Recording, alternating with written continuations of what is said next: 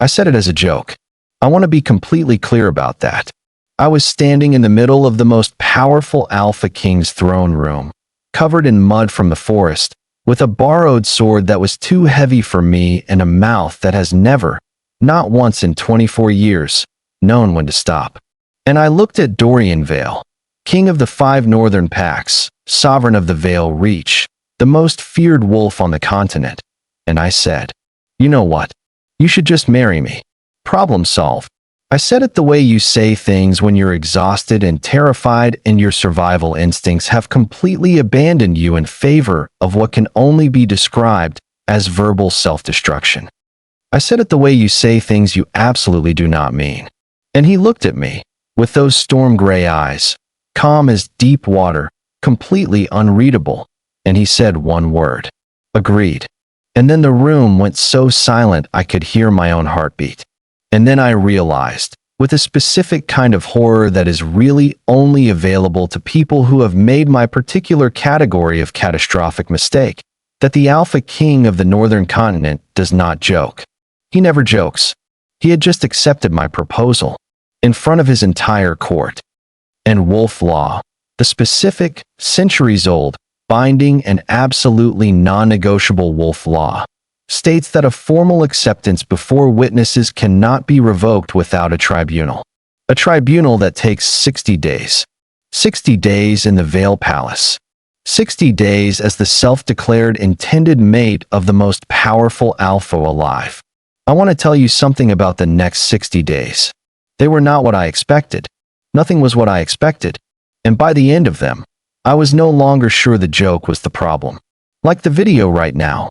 Hit that subscribe button and drop in the comments where you're watching from.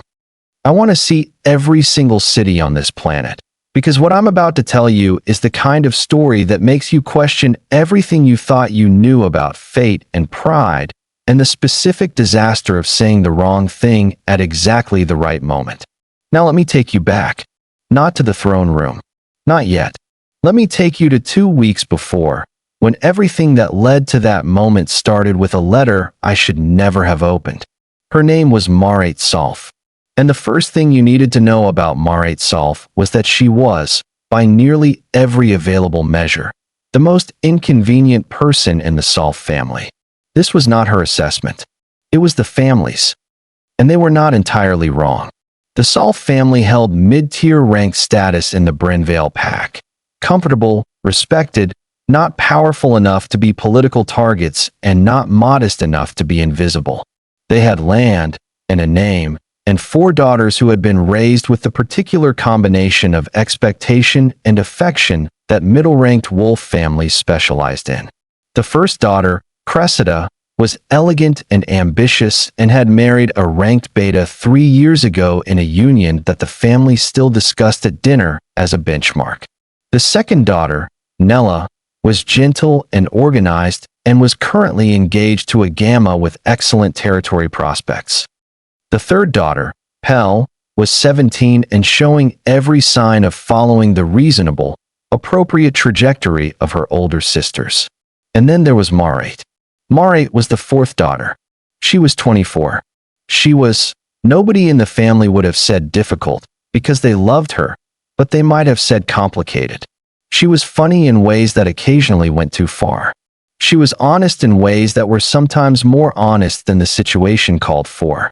She had a talent for finding herself in the wrong place at the wrong time that the family attributed to bad luck, and that she privately suspected was just her nature expressing itself. She worked at the Vael Pack's External Relations Office, a position she had taken because she was good at writing, and the Relations Office produced more written correspondence than any other administrative department, and it paid a reliable wage. She was good at her job, precise, fast, and able to produce diplomatic language that was genuine rather than hollow, which was rarer than it should have been in diplomatic correspondence.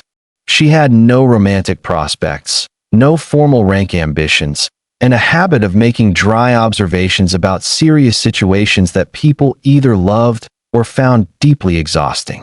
She was, in short, herself. The letter arrived on a Tuesday.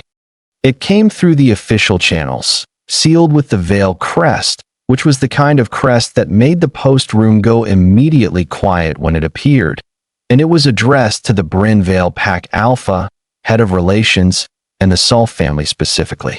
This last element was unusual enough that the head of relations, a strange man named Bwick, brought it to Maret personally rather than routing it through standard processing. "You need to read this," he said, which was how she knew it was serious. She read it. It took her 3 readings to fully understand what she was looking at. The letter was from the Vael King's administrative office, formal, precise, and absolutely clear. It stated that an investigation had been opened into a trade fraud affecting 6 packs in the Northern Territory, including Bryn Vael. It stated that evidence pointed to a coordinated deception involving falsified supply agreements and diverted goods. It stated that the Vael King's tribunal would be convening in 30 days. And in the final paragraph, it stated that the Solfe family was named as persons of interest, not suspects, persons of interest, the precise legal distinction that meant they were not accused but were required to appear. Maret put the letter down. She thought about Cressida, who was 7 months pregnant and could not travel. She thought about Nella, who was in the middle of a formal engagement process that any legal entanglement would compromise catastrophically. She thought about her parents, who were in their 60s and who the very idea of a Vael tribunal would distress beyond what was medically sensible. She thought about herself. Single. No engagements at risk. No pregnancies. No pressing obligations beyond a job that Bwick could cover for 30 days without difficulty. She went home. She told her parents she was handling it. She did not tell them what it was, because the full story would have put her mother to bed for a week. She packed a bag. She presented herself at the Bryn Vael Alpha's office the following morning with the letter and a very calm expression and the information that she would be traveling to the Vael Reach on behalf of her family. And could the Alpha's office please provide the appropriate travel documentation? The Alpha, a busy man named Gorse who had a lot going on and trusted his external relations office implicitly, signed the documentation without asking many questions. 3 days later, Maret Solfe was on a coach to the Vael Reach. She had no idea, in that coach, watching the Northern Territory go by through a slightly dirty window, that she was about to walk into the worst and best 60 days of her life. She was mostly thinking about how to prove that her family hadn't committed trade fraud. The Vael Reach was not what she'd expected. She had grown up, as most wolves in the Northern Territory had, with a particular picture of it in her head. Forbidding. Cold. The kind of place where power was worn visibly, and its weight was felt in every room. She had imagined stone corridors and the smell of authority and everyone moving in careful, watchful silence. The actual Vael Reach was enormous. Yes.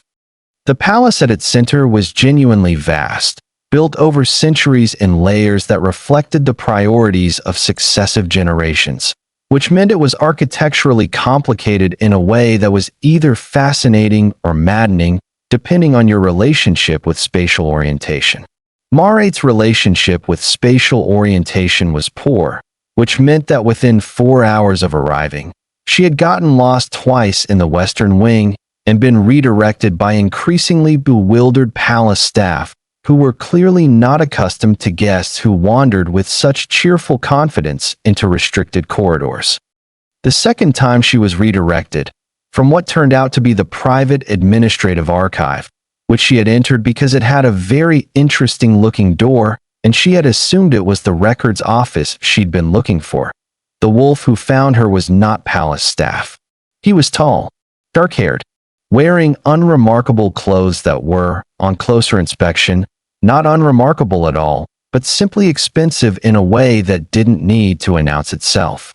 He had storm gray eyes and a face that was built for stillness, not blankness, but the particular quality of someone who had learned to be unreadable and had then spent years perfecting it. He looked at her standing in the middle of his private administrative archive with a borrowed map that had been made in the wrong decade and was therefore useless, and his expression did not change at all. "This room is restricted," he said. His voice was the kind of low, precise quiet that carried in a space without effort. "I'm aware of that now," she said pleasantly. "I was looking for the Public Records Office. It's in the East Wing." "I came from the East Wing." "You came from the North Corridor of the East Wing," he said. "The Records Office is in the South Corridor." She looked at her map. "These corridors look identical." "They're not," he said. "The South Corridor has a blue floor tile border." She looked at the floor under her feet. "This one," she observed, "has a green border." "Yes," he said. "Those are very similar colors," she said. "They are distinguishable," he said, "to anyone paying sufficient attention." She looked up at him. He was looking at her with an expression that was not quite anything she could name. Not annoyance, not amusement, something in between, perhaps, or something that was neither. "I'm Maret Solfe," she said. "I'm here for the Trade Fraud Tribunal. I got lost." "I know who you are," he said. "The Solfe family documents arrived yesterday." She studied him for a moment. "You're not palace staff?" she said. "No. Administrative archive. Private wing. You know who I am without introduction." A pause. "Are you the king?" A brief pause that answered her question before he did. "Yes," he said.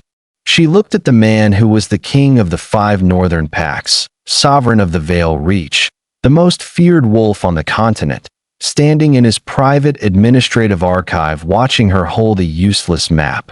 "I'm very sorry about the archive," she said. "In my defense, the door was interesting." He looked at her for a moment. "Follow the green border back to the main corridor," he said. "Turn right. The South Corridor will have a blue border. The Records Office is the 3rd door." "Thank you," she said. "I'll try to be less directionally catastrophic going forward." She walked out.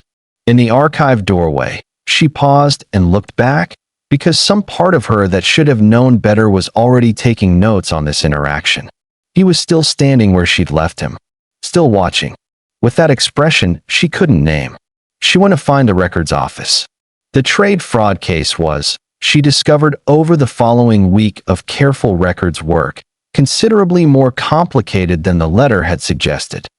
The fraud itself was real. She was not going to pretend otherwise, and she was not the kind of person who built defenses on wishful thinking. Someone, at some point in the last 3 years, had been falsifying supply agreements that moved goods through 5 northern packs and straight into the Vael territory's gray market. The records showed it clearly. What the records also showed, to someone who was very good at reading the specific texture of documentary evidence, was that the Solfe family name had been used without authorization. Not by the family.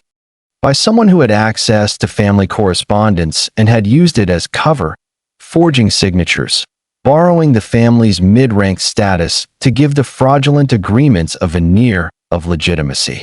This was not, she understood, a distinction that would be obvious to a tribunal looking at the surface of the documents. It required the kind of close, specific, unglamorous examination of source documents that most people found deeply tedious. Maret did not find it tedious. She found it fascinating in the specific way that a puzzle is fascinating when you can see the edges of the solution. She spent 4 days in the Public Records Office. She cross-referenced supply agreement dates with family correspondence dates that didn't align.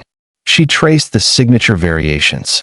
She built a documentary record of what had actually happened with the meticulous care of someone who knew that the difference between persons of interest and persons responsible was going to come down to this kind of work. On the 5th day, she submitted her preliminary findings to the tribunal's pre-hearing office and went back to her assigned guest room to sleep. On the 6th day, she received a summons. Not to the tribunal, to the king's working offices. The working offices were in the East Wing, South Corridor, which she found on the first try this time, because she had memorized the tile borders. The room she was brought to was not a throne room. It was a working space, a large, practical room with maps on the walls and a long table covered in documents and the particular organized complexity of a place where actual decisions got made rather than performed. Dorian Vael was at the table. He was reading her preliminary findings. She sat down across from him without being asked, because waiting to be asked felt like the wrong register for this particular interaction. He looked up from the document. "This is thorough," he said. "Thank you. You did this in 4 days. It took 3.5. The last half day was organizing it for the submission format." He looked at the document again. "The signature variation analysis. Where did you learn to read documents this way?" "External Relations Office," she said. "Diplomatic correspondence. You spend enough time with formal documentation, you start to understand what genuine documents feel like versus manufactured ones. They have different textures." A pause. "Metaphorically, not literally. The paper feels the same." He looked at her with that unreadable expression. "The family was not involved," he said. "Not a question. No. Someone used our name as a convenience. Mid-ranked family with a long correspondence history and no obvious reason to commit fraud. We were good cover." She paused. "I have 17 more specific pieces of supporting evidence that I can compile if the tribunal needs them." "We'll need them," he said. "The hearing is in 3 weeks." She nodded. "The records office will give you continued access," he said. "Document everything." "I will." She stood to leave. "Maret Solfe." She turned. "The Solfe family is fortunate in their choice of representative," he said. The tone was completely neutral. But the words were not nothing. She looked at him for a moment. "I'm the only Solfe who could come," she said honestly. "The others have complications." "That may be," he said. "The result is the same." She left. And in the south corridor with its blue tile border, walking back toward the records office, she spent approximately 30 seconds acknowledging to herself that the Alpha King of the northern continent was considerably more interesting up close than from a distance. Then she put it away and went back to the documents. She was sensible. Mostly. The 3 weeks before the hearing had a rhythm to them that she hadn't expected. She worked in the records office most days. She compiled evidence. She built the documentary case with the same methodical energy she applied to everything that mattered. But the Vael Palace was large and inhabited, and the guest protocols for tribunal participants included access to common areas and the palace's working library and the outer grounds, and Maret was not someone who thrived in the isolated industriousness of her guest room. She explored, carefully this time, with attention to tile border colors. She discovered the palace library, which was extraordinary. 3 floors, natural light from a glass ceiling, books organized by the kind of meticulous system that suggested a head librarian who had opinions and the authority to enforce them. She discovered the inner courtyard gardens, which in the cold autumn were still beautiful in a stripped-down way that she liked better than she expected. And she kept encountering Dorian Vael. Not arranged encounters. Not anything she could have called planned. But the palace was his home, and he moved through it with the particular ease of someone who had always lived in large spaces and didn't require the careful navigation that visitors did, and their paths crossed with a frequency that she noticed and did not examine too closely. In the library, twice. He read at a table near the second-floor window in the late afternoons, which she discovered on her 3rd visit when she came in from the courtyard and found him already there. They did not sit together, exactly, but they were in the same room, and there was a quality to the silence of being in the same library as someone that was different from the silence of being in a library alone, and she felt it clearly. In the corridor near the records office, for times. These were brief.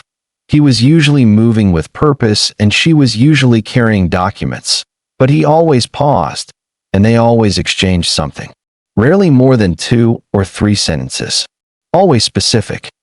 He asked about the record's work, or commented on something in the documentation she'd submitted, or once asked her opinion on a supply agreement format that was only tangentially related to the fraud case, but clearly concerned something in his own administrative work. She gave her opinion. He listened to it. He asked a follow-up question. This was, she recognized, unusual. She had been to enough formal environments to understand that kings did not generally solicit opinions from visiting tribunal participants about administrative formats. She noticed. She continued to not examine it too closely. On the 12th day, she was in the courtyard garden in the early evening. She had developed a habit of walking the outer path after the records office closed, because it cleared her head when he appeared on the path ahead of her. He fell into step beside her without announcing this as his intention. They walked in silence for a few minutes, which should have been awkward and wasn't. "The additional 17 documents," he said. "The tribunal administrator says they're comprehensive." "They should be enough," she said. "The signature pattern alone is conclusive if you know what to look for." "The tribunal will know what to look for," he said. "I've briefed them on the analysis." She glanced at him. "You briefed them personally?" "The case is significant," he said. "Several packs are implicated. The actual perpetrator is still unidentified." "I have a theory about that," she said, and then stopped, because she wasn't sure if this was the right moment for theories. He looked at her. "Tell me." So she told him. Her theory about the actual fraud, the person or persons who had used the Solfe name and 4 others, the pattern in the goods movement that suggested someone with specific access to 2 of the pack's internal supply chains simultaneously, the narrow field of individuals that access would have pointed to. He listened without interrupting. When she finished, he was quiet for a moment. "That's a significant accusation," he said carefully. "It's a theory," she said, "but the document trail supports it. And if the tribunal is going to identify the actual perpetrator, that's where they need to look." He looked at the garden path. "You came here to clear your family's name," he said. "You've done that. You didn't have to go further." "The fraud affected 6 packs," she said simply. "Someone should go further. I'm the one who spent 12 days in the records office." He turned his head and looked at her with that expression, the one she'd been cataloging since the archive, the one she still couldn't quite name. It was present more often lately. Less buried. "You are not what I expected," he said. She recognized these words. A different man had said them to a different woman in a different story, but the feeling underneath them was the same. The specific surprise of someone whose expectations have been replaced by something more interesting. "What did you expect?" she asked. "A frightened family representative trying to minimize damage," he said. "Someone managing a crisis at the smallest possible scale." "I'm managing a crisis," she said. "I'm just also curious about the whole crisis rather than just my portion of it." "Why?" She thought about it honestly. "Because incomplete pictures bother me," she said. "And because someone in those 6 packs used my family as cover. I'd like to know who decided we were expendable enough to use that way." He was quiet for a moment. "Your theory," he said. "I'd like you to write it up. The same format as the preliminary findings. I want it in the tribunal record." She looked at him. "That escalates things considerably." "Yes," he said. "It does. For me specifically," she said. "If I'm wrong, I've made an accusation in the Vael King's tribunal record." "Are you wrong?" She thought about the documents. About 17 pieces of evidence and the signature patterns and the supply chain access data that pointed in one specific direction like a compass needle. "No," she said. "Then write it up," he said. She nodded. They finished the garden loop in silence, and it was the most comfortable silence she'd been in since arriving in the Vael Reach, which was not a thing she had expected to feel in a palace. The day before the hearing, everything collapsed. Not her case. Her case was solid. What collapsed was the situation around it. She was in the records office, completing the final compilation, when Bwick, her head of relations, who she had not spoken to in 12 days, sent an urgent message through the palace's courier system. She read it twice. The message said, in Bwick's strained and careful language, that new information had come to the Vael Pack Alpha's attention regarding the fraud case. That a senior official in the Vael administration had come forward with testimony. That the testimony suggested the Solfe family involvement was not incidental. That her parents had been formally named as suspects, not persons of interest. Suspects. She put the message down. She sat in the records office for approximately 3 minutes, during which she did several things internally that she would not have been able to describe except as the experience of having the floor change height without warning. Then she stood up. She gathered her compiled documents. She walked to the tribunal administrator's office and submitted everything. Every piece of evidence, the 17 additional documents, and the written-up theory about the actual perpetrator, which she had completed that morning. And then she walked to the throne room. Because the throne room was where you went when you needed to speak to the king about something urgent, and she had an urgent thing, and she did not have time to work through appropriate channels. She told the door guards her name. She told them it was urgent. She told them it was related to the tribunal. They let her in, because her name was in the tribunal documentation and the palace protocols allowed it. She walked into the throne room. Dorian Vael was there, not on the throne, actually, which she had half expected, but standing at a side table with 3 senior court officials, reviewing what looked like maps. He looked up when she entered, and the officials looked up, and the room recalibrated around her arrival. She was aware, covered in the light mud of having walked across the inner courtyard quickly in damp weather. She was carrying a stack of documents. She was not the picture of composed tribunal presentation. She didn't care. She crossed the room and stopped at the appropriate distance. "My parents have been formally accused," she said, "by someone in the Vael administration. The accusation is false and my documentation proves it. But if it goes into the tribunal record unchallenged before I can present the counter-evidence." "I know," he said. His voice was calm. "The Vael testimony came to my office this morning." She looked at him. "Who submitted it?" she asked. "A senior official named Harwick Drayle," he said. She felt the word land. Harwick Drayle was the name at the end of her theory document.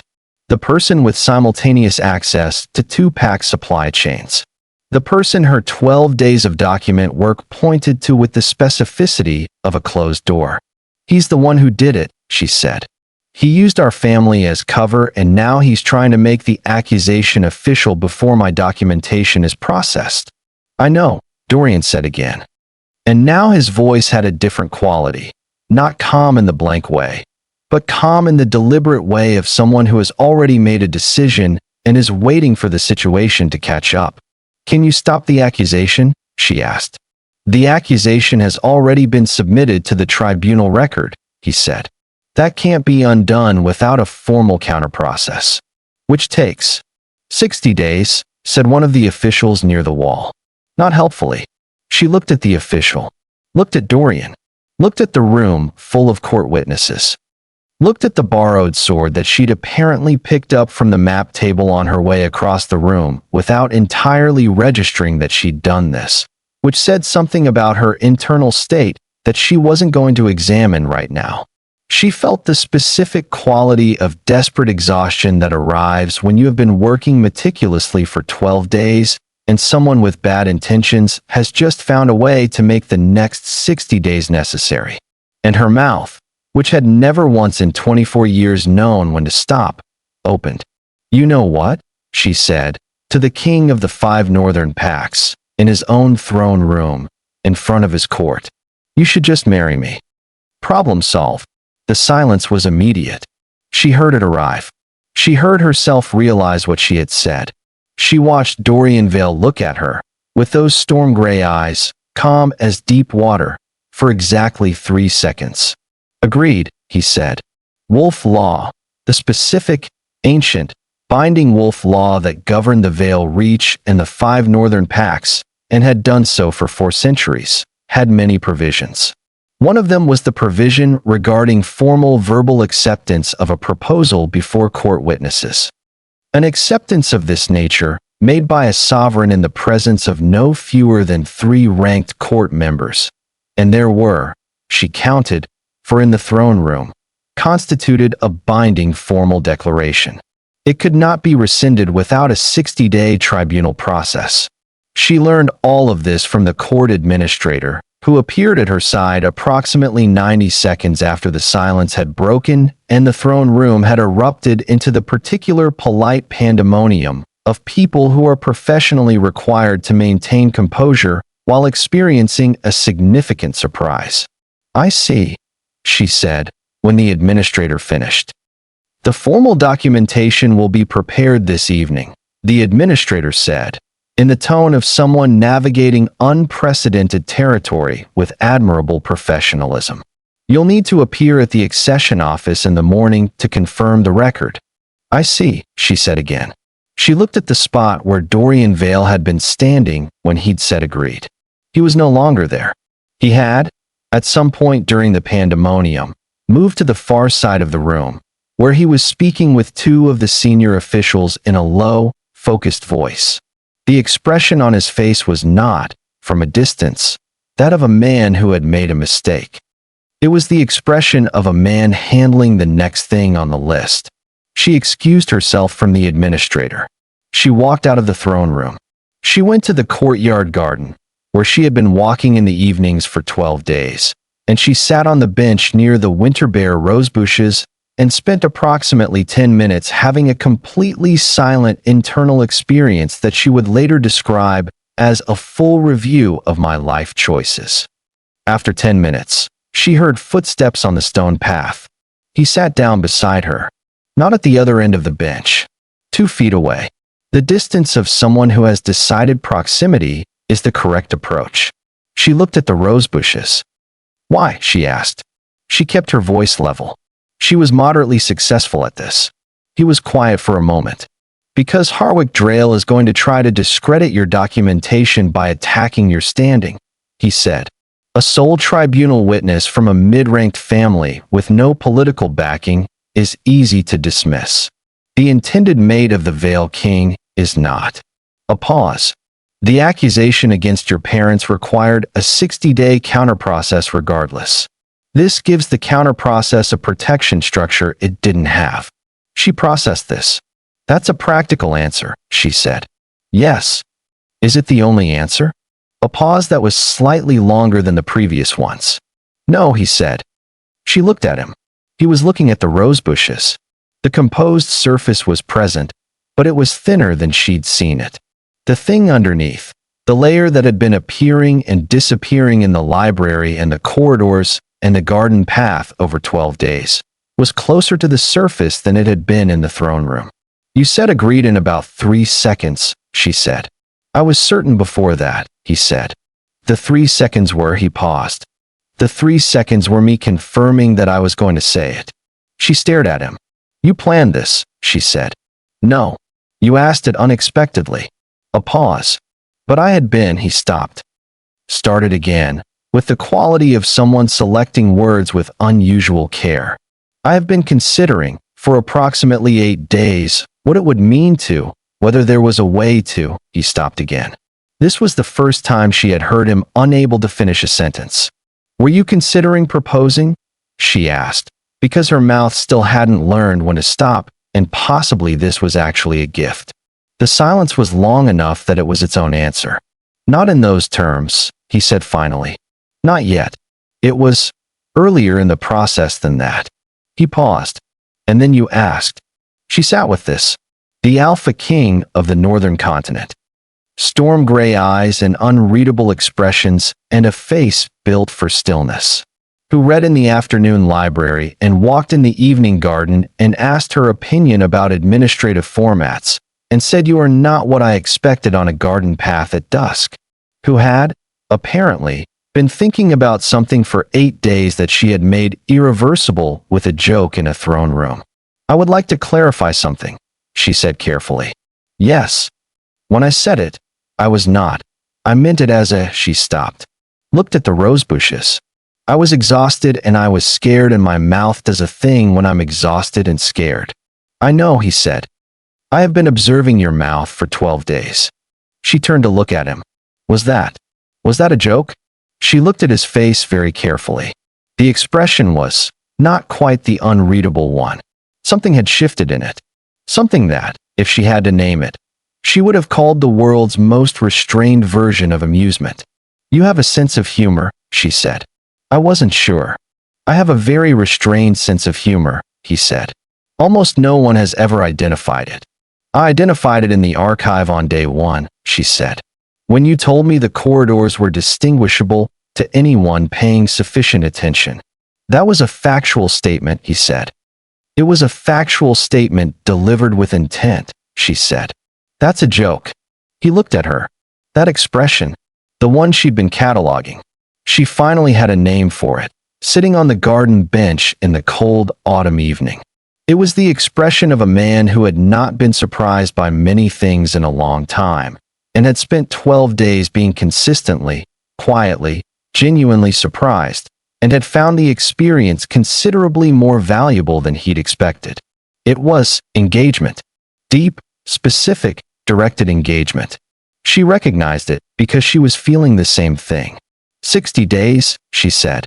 60 days, he confirmed. And at the end of them, if I choose to revoke, then the tribunal reconvenes and the formal declaration is dissolved, he said. Your choice. No consequences beyond the process. She looked at the winter garden. And if I don't revoke, she said carefully, at the end of 60 days, if the 60 days go a certain way and I find that I don't want to revoke. He was quiet for a moment. Then we discuss what that means, he said. Honestly, without the formal structure as the reason for anything. A pause. The 60 days are whatever they are. The rest of it is a choice. She nodded slowly. Okay, she said. He looked at her. You're not going to ask me what I want, he said. Carefully. I know what you want, she said. You said agreed in 3 seconds, and you've been 8 days into thinking about it. I'll take that as data. She paused. What I don't know is what you want it to look like. He considered this. I want it to be real, he said quietly. Not a political arrangement. Not a formal structure. Something that is chosen by both people without obligation. He paused. I have managed political arrangements for 8 years. I have managed formal structures for 8 years. I would like to try something that is none of those things. She looked at him for a long moment. This was the Alpha King, the most feared wolf on the continent, saying, in the garden with the winter rose bushes and the cold evening coming in around them, that he wanted something real, something that was chosen, something that was not the formal performance of power. Maret Solfe, who was the most inconvenient person in the Solfe family and whose mouth had never once known when to stop, felt something shift in her chest that had nothing to do with tribunal law and everything to do with the specific disaster of saying the wrong thing at exactly the right moment.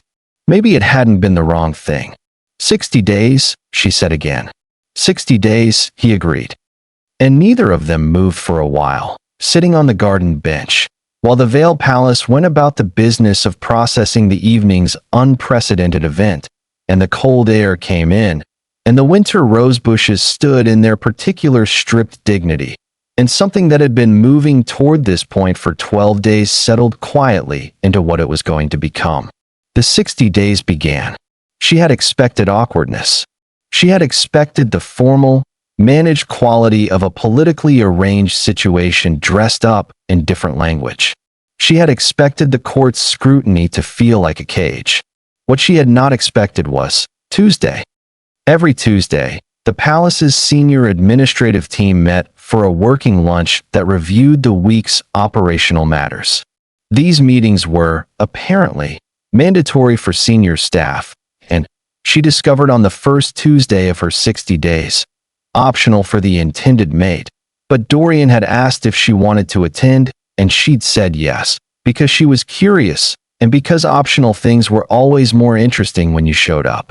The meetings were extraordinary, not because they were formal or performed, because they were real. The senior staff of the Vael Palace in a room together was a collection of genuine expertise, and the way Dorian ran the meetings, direct, efficient, genuinely interested in the actual answer rather than the agreeable one, was something she recognized as the same quality she'd watched him apply in the library, in the garden, in the throne room. She said almost nothing in the first meeting. She observed. In the second meeting, someone presented a correspondence format for the six-pack coordination that was, she could see immediately, built for political optics rather than actual communication efficiency. She raised her hand. The room looked at her. She made the observation she'd made. She was specific about why the format would slow rather than accelerate the process it was meant to serve. The silence that followed was the silence of a room recalibrating. Dorian looked at her with that expression. The head of communications looked at his format with the expression of a man reconsidering his life choices. "She's right," Dorian said simply. "Redesign it." She was invited to every Tuesday meeting after that. The 60 days built in layers, the way things do when they're real rather than arranged. She finished the tribunal documentation. The hearing happened on day 19.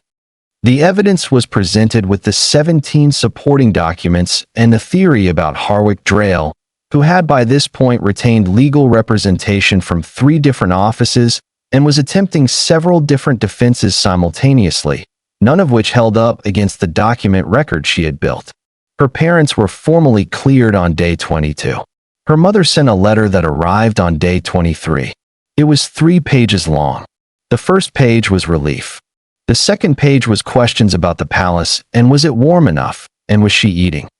The third page was about the Alpha King, and her mother's handwriting changed quality on the third page in a way that suggested she had written it several times before committing to the version she sent. The final line read, "I just want to know if you're all right, Maret. Not in the formal sense. In the real sense." She wrote back, "In the real sense, I think I might be better than all right. I'm still deciding." She left it at that. The Maret Solfe case was resolved on day 31. He had, it turned out, been running the fraud operation for 3 years with a collaborator in the Western Pack Supply Administration.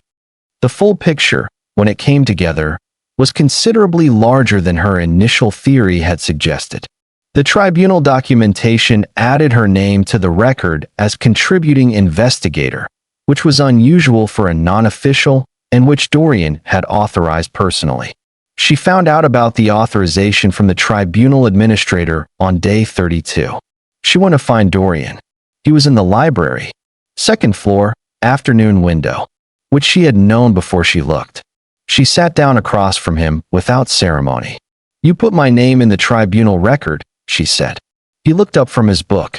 "You contributed to the investigation," he said. "The record should reflect that. It's a significant addition to my professional history," she said. "It's accurate," he said. She looked at him. "Why do you do that?" she asked. "Do what?" "Make things accurate," she said. "Even when you don't have to. Even when the easy version would have worked." She paused. "You briefed the tribunal on my analysis personally. You authorized my name in the record. You asked for real opinions in Tuesday meetings and act on them." She paused. "You said agreed in 3 seconds. He held her gaze. "Because the easy version," he said carefully, "is not usually the right version. And I have been choosing the right version over the easy version for 8 years and finding it considerably less lonely than I expected." She looked at him for a long moment. "Less lonely than it used to be," she said. "Less lonely than it was a month ago," he said. She breathed. She felt the thing in her chest that she'd been carefully managing for 32 days. The thing she'd told herself was proximity and circumstances and the natural warmth of shared purpose and the specific quality of his attention that made her feel consistently, uncomplicatedly seen. She'd been managing it carefully, being sensible, mostly. "The 60 days aren't done," she said. "No," he agreed. "I'm not going to make a decision before they're done," she said. "I'm going to be thorough about it." "I know," he said, and the corner of his mouth did something so subtle it was barely a movement. "You're thorough about everything. Is that a criticism?" "It's the opposite of a criticism," he said. She looked at her hands, looked at the library around them. 3 floors, glass ceiling, the particular organized calm of a space that someone had built with genuine care for what books and silence could do together. "I need to tell you something," she said. "All right." "When I said it in the throne room." She looked at him directly. "I said it as a joke." "You know that." "Yes. But I want to be honest about something. Which is that jokes are never fully from nowhere." She paused. "You don't say things unless some part of you is already thinking them.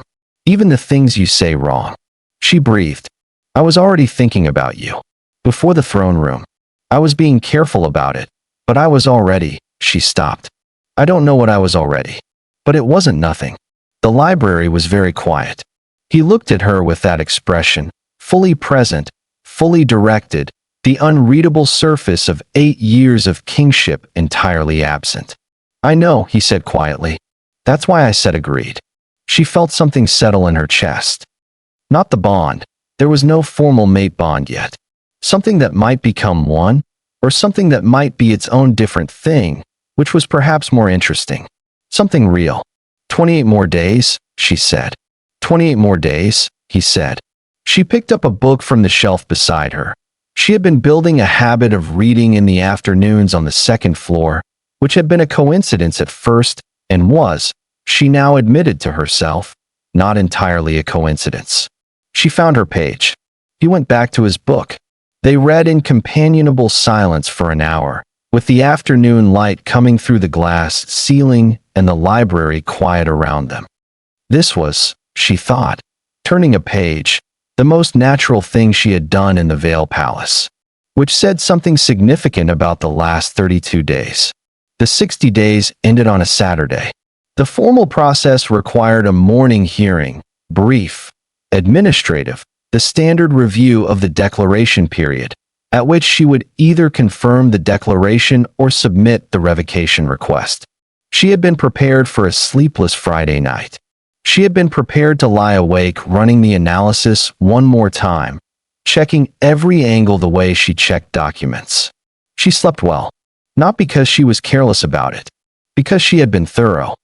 She had spent 60 days being thorough, and the thoroughness had arrived, as it always arrived when you genuinely applied it, at clarity. She got dressed in the morning with the specific calm of someone who has made a decision and is comfortable with it. She went to the accession office. He was already there. He looked at her when she walked in, that full, directed look. Waiting. She looked at the administrator. "I'm not submitting a revocation," she said. The administrator noted this in the record. She looked at Dorian. "I want to be clear about something," she said, because her mouth was her mouth and it didn't stop being her mouth just because the situation was significant. "All right," he said. "The 60 days worked," she said, "in the sense that I am certain about this, about what I want." She paused.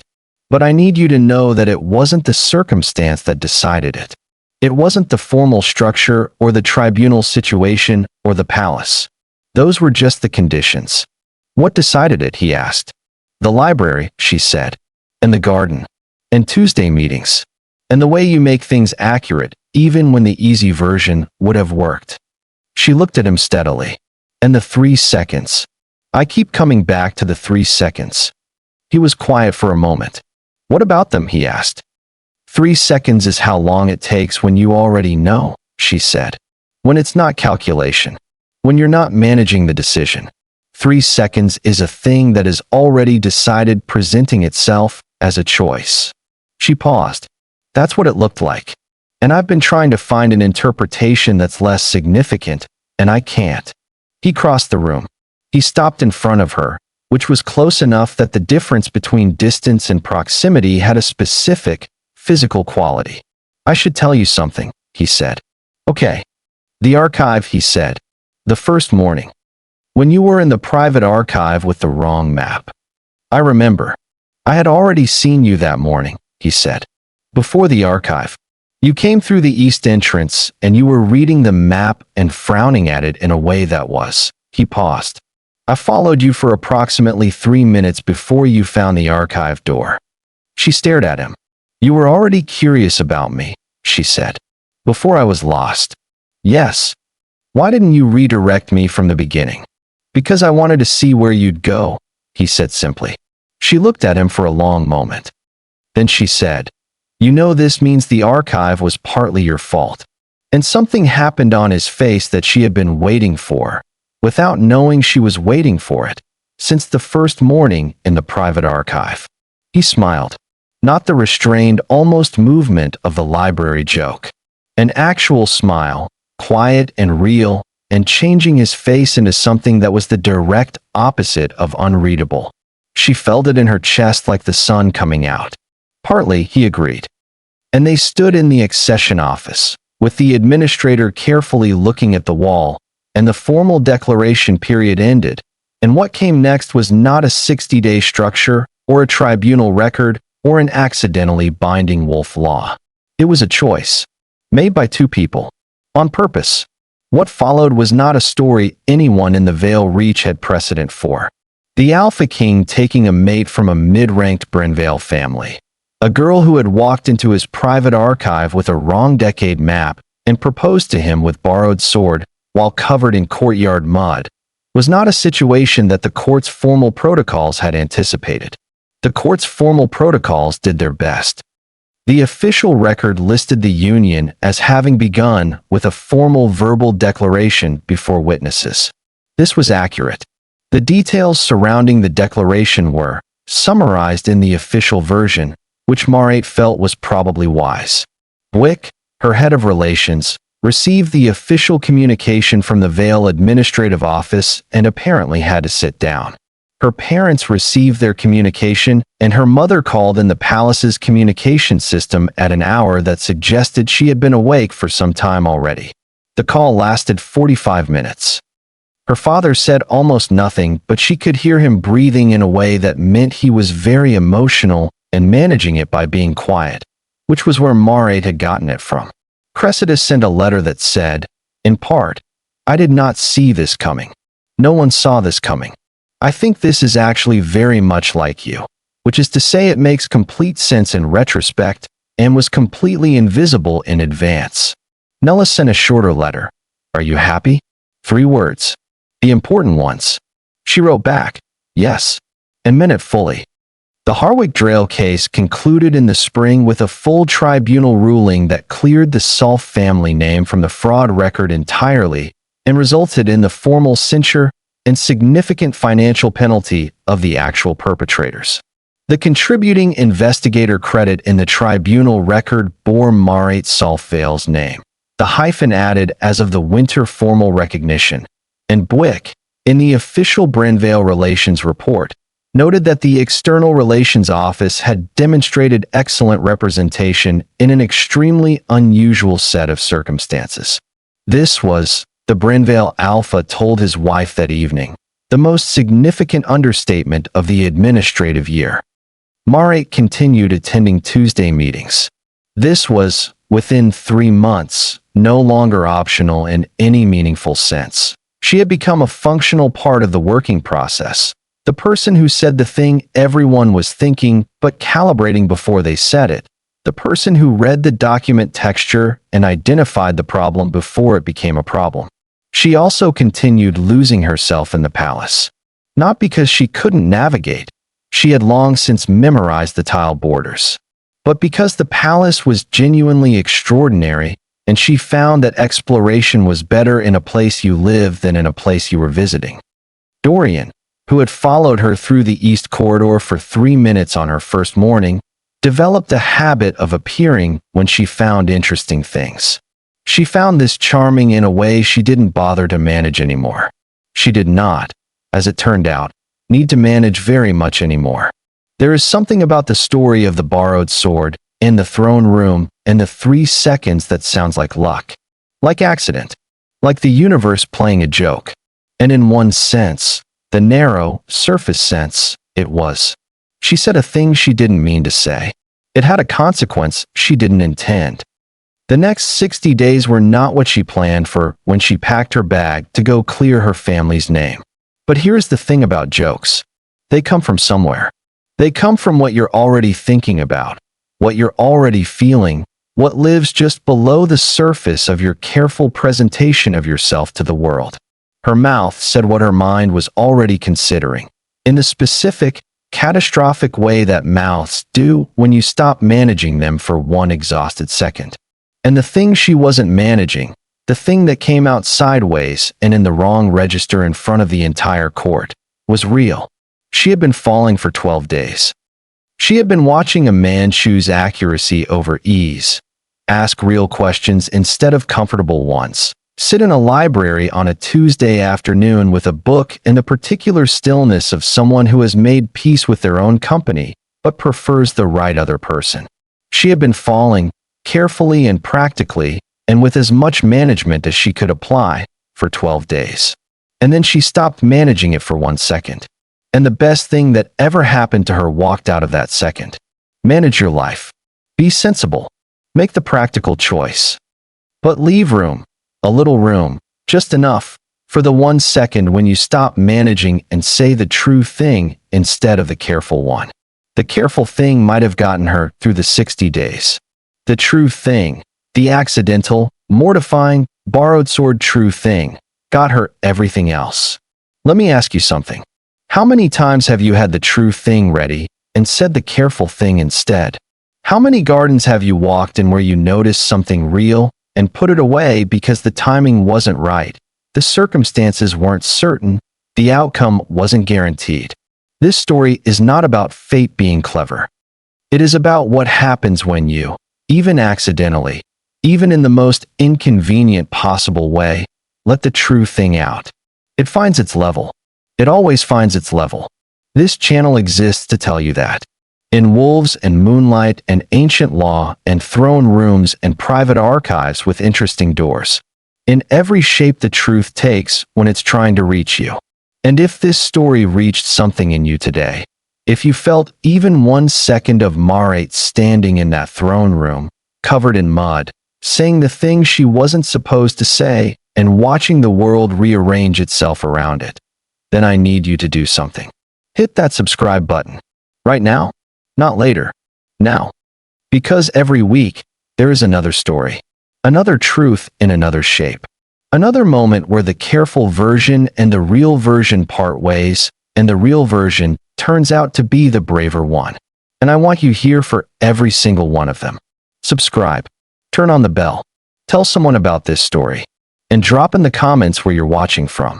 Because you showed up today, you stayed all the way through. And that right there, is the most important thing. Stories only matter because people like you are here to receive them. Don't stop showing up.